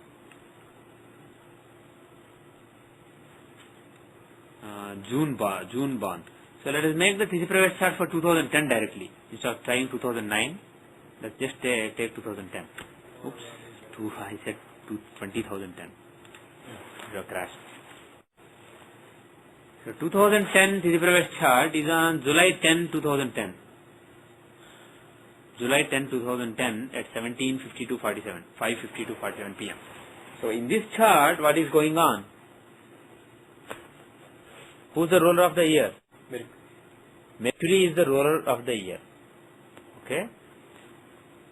Mercury is the ruler of the year. And let us see the Rashi chart. How is Mercury in the Rashi chart? Mercury in the Rashi chart is the 7th and 10th lord, and he is in the 8th house. He is actually in the 7th house? Okay. Good. Now let us see the Chaturthamsa. Let's just focus on the Chaturthamsa. In the Chaturthamsa, how is Mercury? By the way, what dasha is coming? Forget the ruler of the year. What dasha will be running? Jupiter and Saturn dashas will be running. At the period that we identified. The period we identified for based on Prachanda dashas, of course, it could be plus minus one couple of weeks. But assuming it's accurate, it overlaps mostly with Jupiter dasha here, and there is also some overlap with Saturn dasha. So Jupiter and Saturn, right? I thought you should see the astrology, right? Yeah, we should. Am I not doing that? Then we should use the astrology. You are absolutely right. So it is overlapping with, it is Moon dasha and then Mars dasha. Either Moon or Mars dasha, based on the astrology. Thank you. So Moon and Mars. Is there a chance of buying a house then? In Moon dasha, or is there a chance in Mars dasha? Let us see. Now Moon dasha. How is Moon dasha? In the D4, Moon owns A6. Moon owns A6. Right? It is at 27 Cancer 16. Okay. So Moon owns A6. So he can actually relate to the residence, etc. There can be a loan, big loan in Moon dasha. Now, which house is he in?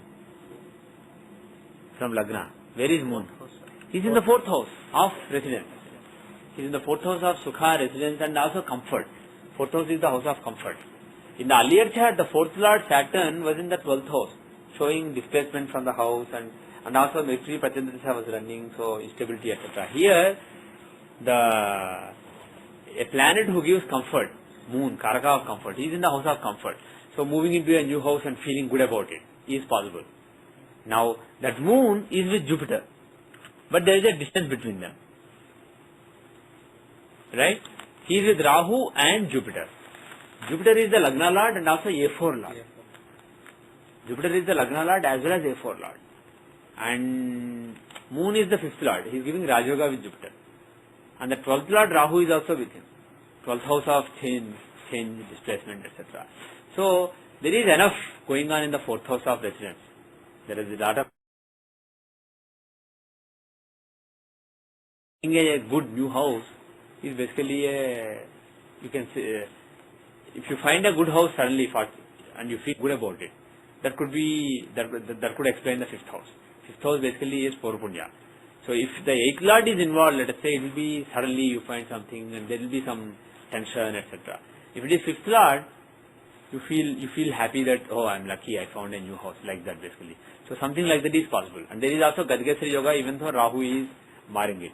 So bottom line is 4th house, A4, Lagna and A6 actually be the dasha when the new house is bought. And if you see the A4 actually, if you see the Argadas on A4, where is A4? A4 is in Pisces at 22 degrees. And Moon is at 25 degrees in Gemini. So he is actually very close to the cusp of the 4th house from A4. So he is in the 4th house from A4. So he has Argala on A4, right? Argala, 4th house has Argala, right? So Moon has Argala. He is not only with the A4 Lord, but he has Argala on A4. And he is in 4th house. So my feeling is Moon dasha will give it. So this is actually tallying with what we saw based on the Prachanda dasha of Sun. Right? So both are tallying. So my guess is September, October is the time period. Maybe Moon Jupiter, Moon Rahu, like this September second half. Moon Jupiter, Moon Rahu. It can be Moon also. But bottom is Moon Dasha is a very favorable Dasha for moving into a new house. That is probably when it will happen. That is my guess. Any other thoughts you have? Any other points you want to make? Raja Yoga between two planets. Yeah? If they are happening in two different houses, Yeah. but still you consider that Raja Yoga is If they are close by, Rajoga. house. They are happening in which house? How do you know? Oh, I see. You are saying there is a Rajoga, but the planets giving it are in different houses. So Right? Raja Yoga is happening in Yes. From one planet's perspective, it is one house. From another planet's perspective, it is another house. One planet comes, we should see that. So, see, let me put it this way. If there is a Rajoga, right, 9th and 10th lord are together, is the Rajoga relating to 9th house or 10th house? It's both. Mercury, in my case, Venus is 9th lord, Mercury is 10th lord. There is a Rajoga between them. So it's a Rajoga between 9th and 10th lord, involving Dharma as well as Karma, not just Dharma or just Karma. Now, in my case, both happen to be in the 8th house of hard work. But, let us say one of them is in 4th house, one of them is in the 5th house. So one of them relating to learning, one of them relating to scholarship. One of them relating to comfort, one of them relating to something else. So, just as the houses owned can be different, the house occupied can be different. Still, there can be synergy between them. Okay. If we later find any specific examples, we will make more comments. That will be more useful than a theoretical statement. So, any other points you want to make? Let's go back to the natal chart. Any other points you want to make on this chart? Who is the Atmakaraka? To see some of the things that we studied today, who is Atmakaraka? Huh? Saturn. Saturn is the Atmakaraka, right? And where is he in Navamsa? Where is Atmakaraka in Navamsa? Virgo. So, what can you say based on it? Atmakaraka is overall, it's a very important factor in life. So, you can say some significant factors about life based on Atmakaraka, right? That is what Parashara indirectly taught us. So, Virgo, what can you say? You should have fleshy body according to, if Atmakaraka is in Virgo, it should be probably having a lot of Ati element in its constitution. But that is not. But yeah, but if you are talking about Rashi, Tishamsa, those things, you are talking about Navamsa here. So Navamsa is marriage. So as far as marriage is concerned, okay, marriage should be start. So basically, in terms of marital relationship or generally relationship with people, very grounded basically, grounded relationship, right? And also Mercury, good communication. So good communication as far as relations are concerned, and solid relationship basically, solid and grounded relationship. Let's say Trimshamsha, because you were talking about fat, etc. Let's say Trimshamsha.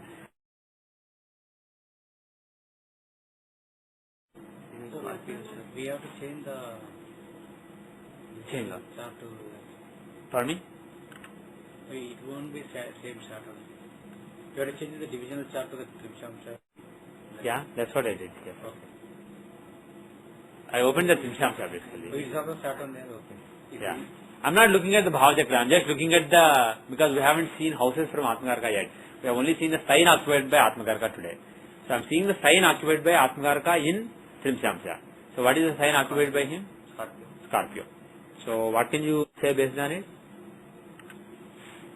Fear of what What are the kind of problems possible because of Scorpio?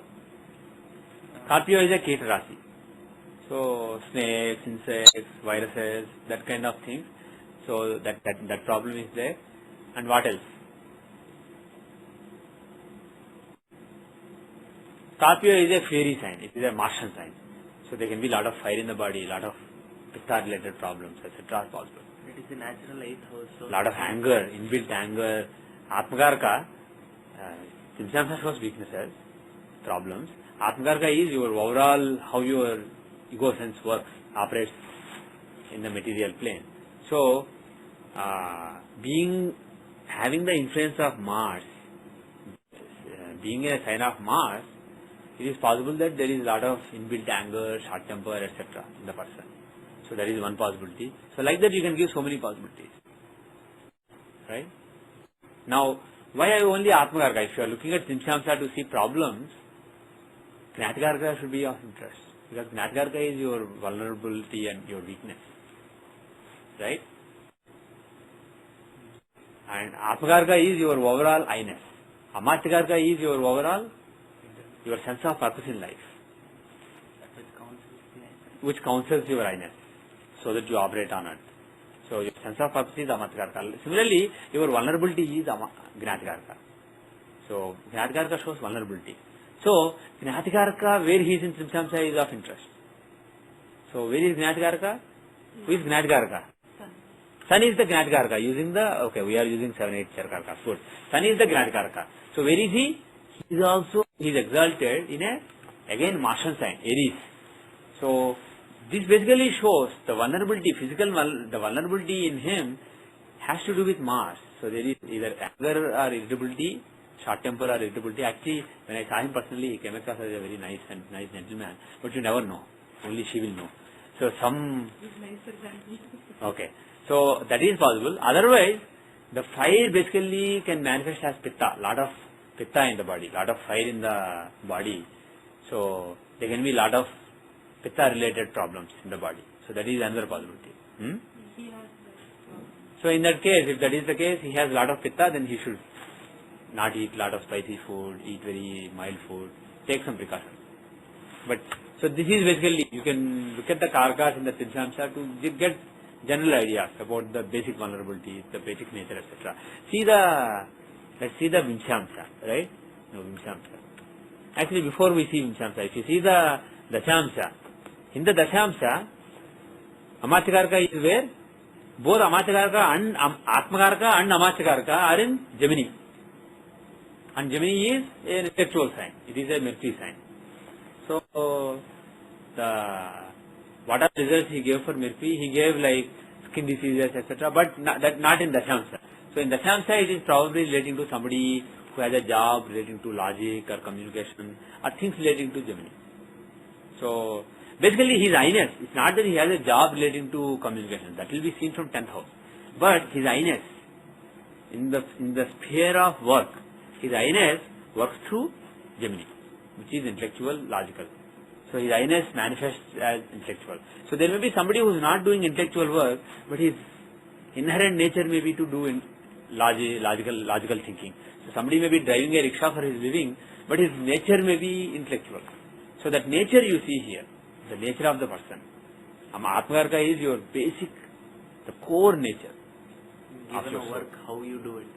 And that nature, how it basically manifests, how it looks at this particular area of life, the Samsa.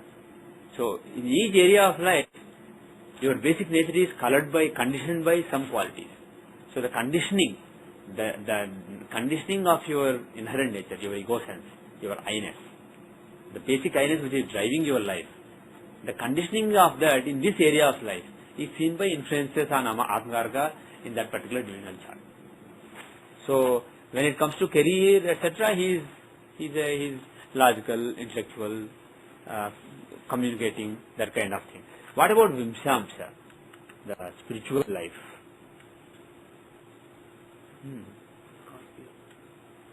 So again, as far as the spiritual life is concerned, the Atmakarka is in, oh, you know what, actually the 12th house is very strong. I don't know if it's really 12th house, but it's very strong. Very interesting. Let's take Saturn as Lagna. Where is Saturn here?